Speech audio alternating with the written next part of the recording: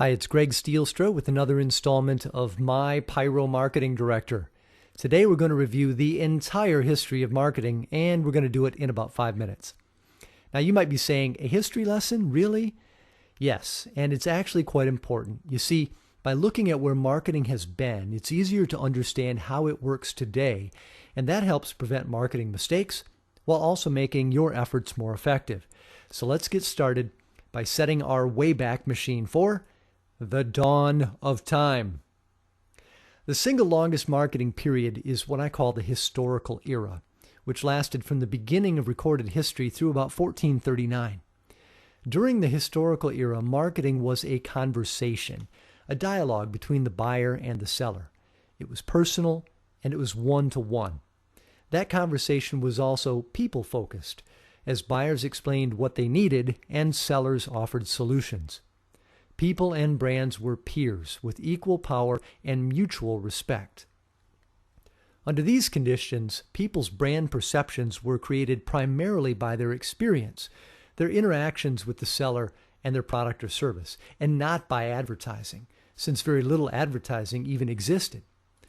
At this time, people also organized by proximity. That means that folks only knew and gathered with people who lived nearby, because they had no way of communicating with people outside their immediate village.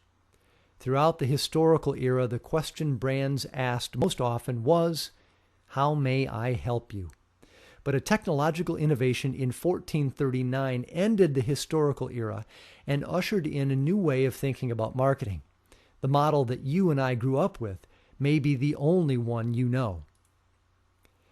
The historical era was replaced by the mass era in 1439 when Johann Gutenberg invented the printing press. In the decades that followed, other mass media emerged, including radio and television. They were centrally controlled and fairly expensive. Brands could afford to use them, but individuals could not, and this changed the game. Suddenly, brands could speak to millions of customers at once. And while this gave fantastic new power to brands, it stripped power from the individual. People could no longer talk back to brands or make their own opinions heard. The dialogue between buyers and sellers became a seller's monologue. Not surprisingly, the content of that monologue also shifted. It was no longer focused on people and their needs. Instead, brands talked exclusively about their stuff. It was as if mass media technologies had handed a megaphone to brands that they used to shout over the crowd about their products or services. Brand perception was created by advertising, since there was no other way for people to learn about products.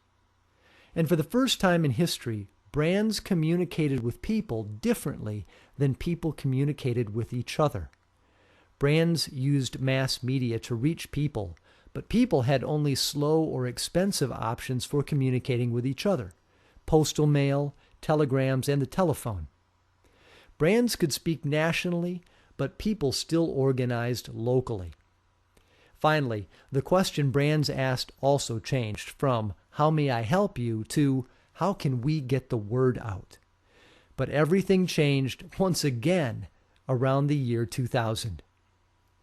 No, we didn't get the flying cars that the future had promised us, but we did get an explosion of digital technologies that allowed people to connect with each other at little cost and across great distance. Email, text messages, cell phones, instant messaging, blogs, social networks, podcasts, websites, chat rooms, fax machines, photo sharing, video sharing, Facebook, MySpace, Twitter. The list goes on and on and on.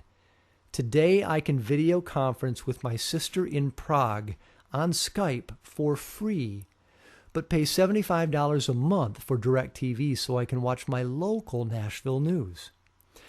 It's cheap and easy to connect with our families and friends, but getting more expensive to access mass media and its advertising messages. Welcome, then, to the digital era, and it requires a new marketing approach. In the digital era, communicating with friends and family is easier, cheaper, and more satisfying than consuming mass media. You and I are now the most powerful, best connected media channel. Therefore, brands can no longer market their stuff by shouting through mass media because brands are no longer in control. The consumer has equal access to the digital tools that brands use. People and brands are once again peers. Today, it's more like a dinner party. Brands are welcome, but their megaphone is not. Instead, brands must engage with people as equals in a trialogue, where information and experience travels along 3 dimensions: from the brand to people, from people to the brand, and from people to each other. Communication today, like a Facebook post, is many to many, but it feels as personal as one to one. Instead of trying to create your brand's perception through advertising, today you will do it through the experience you give your customers and the recommendations they make to their friends through social media. Instead of demographic targeting, where you send advertising to people based on their age, race, income, or education level, you will engage them according to their affinities by participating in interest groups they create and join. This is more powerful because it is how people think of themselves. Take Facebook, for example.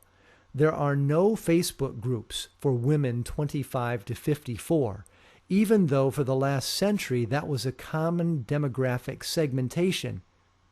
But there are over 500 groups and 384 fan pages comprising millions of people dedicated to knitting. Now that you know the circumstances in which we'll be trying to promote your business, it's time to introduce you to the simple 4-step process that we'll use. It's called Pyro Marketing, and it's the topic of our next My Pyro Marketing Director lesson. Until next time then, I'm Greg Stielstra. Spread the fire.